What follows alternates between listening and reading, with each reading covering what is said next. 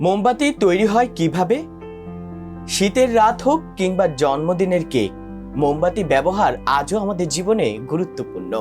কিন্তু কখনো কি ভেবে দেখেছেন এই ছোট্ট মোমবাতি তৈরি হয় কিভাবে? চলুন জেনে নেই মোমবাতি তৈরির পেছনের সেই চমকপ্রদ প্রক্রিয়া। মোমবাতি তৈরির মূল উপাদান হচ্ছে মোম এবং সুতোর তৈরি শলতা। সাধারণত প্যারাফিন মোম, সোয়া ও ওয়াক্স কিংবা মৌমাছির মোম ব্যবহার করা হয়। প্রথমে মোম গলিয়ে নেওয়া হয়, এরপর প্রস্তুত করা হয় শলতা বা উইক। একটি ছাঁচে শলতাটি বসিয়ে দেওয়া হয় ঠিক মাঝখানে। এরপর ধীরে ধীরে গলানো মোম ঢেলে দেওয়া হয় ছাঁচে। ঠান্ডা হয়ে জমে গেলে তৈরি হয় একেবারে পরিপাটি একটি মোমবাতি।